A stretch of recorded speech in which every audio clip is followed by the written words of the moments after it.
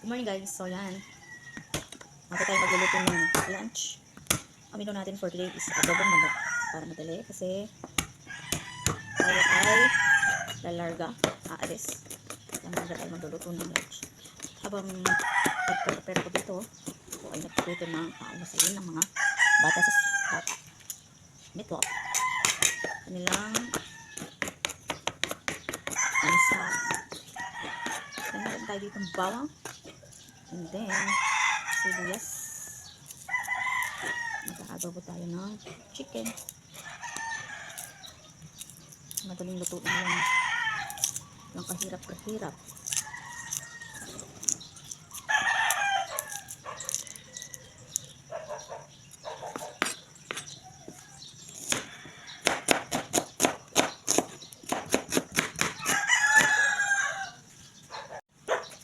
Hindi na natin yung ating paprika. So,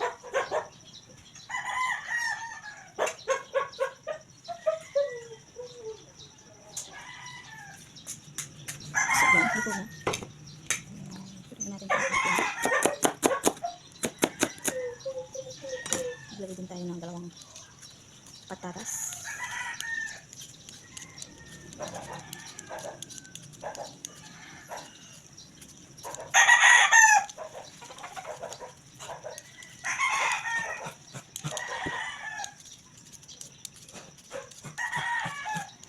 Saka galing po. Magalmusal ka na dito.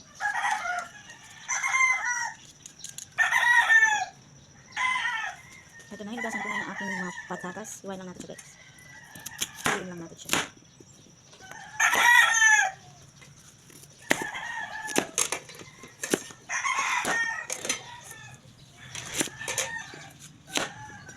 Iwain na lang siya medyo maliit.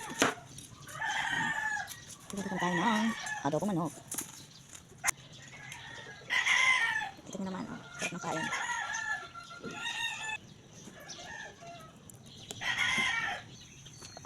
I-fry lang natin ng konti yung ating chicken.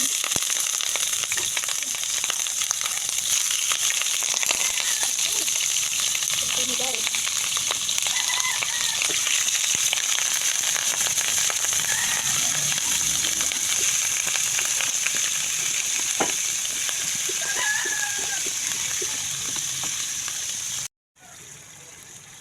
So yun guys, medyo nag-water na siya ng konti pa. Kasi yung ating chicken is frozen. Kahit lang ng konti-konti na ganyan. Hintayin lang natin siya na medyo mag-fry guys. So yun guys, pwede na yan. Tanggal na rin yung excess na water. Tsaka medyo na siya ng konti. Hanguin muna natin.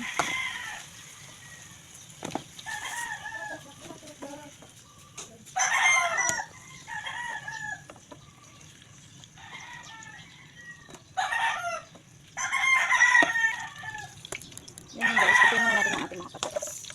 Para mamaya konting ano na lang, tulo. Pwede na natin.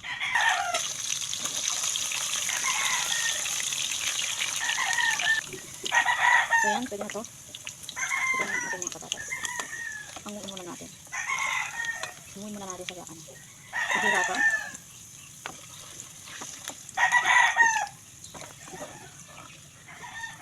Ayaw magpakuha. Sa same time, bimasan lang natin siya ng mantika. Isayin na natin yung ating adobo. Siyempre, una ang baby. Ating baby. Kapag lumabas na yung aroma ng ating baby. Ayan.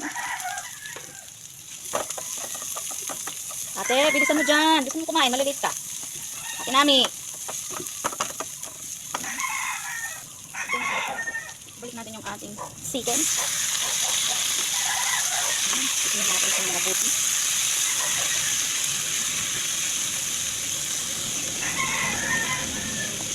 Dahon ng laurel. Ang bango. Ang bango. Ito ang ating tamis. Hanggang haluin.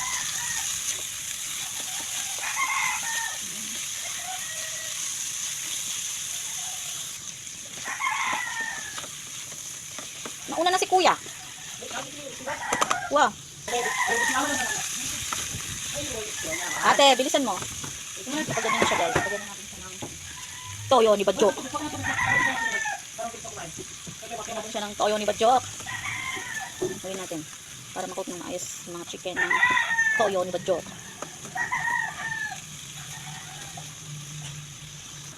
Then, lagyan natin siya ng konting suka.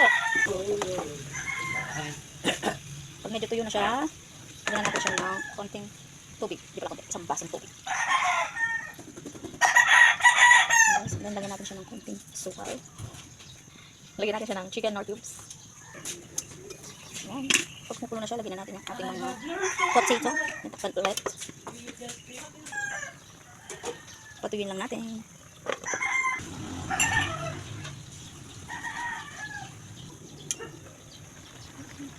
So, yan. Luto na yung ating hindi na natin siya itutuyo ng sobra-sobra. Kasi yung mga bata, gusto nila yung sabaw.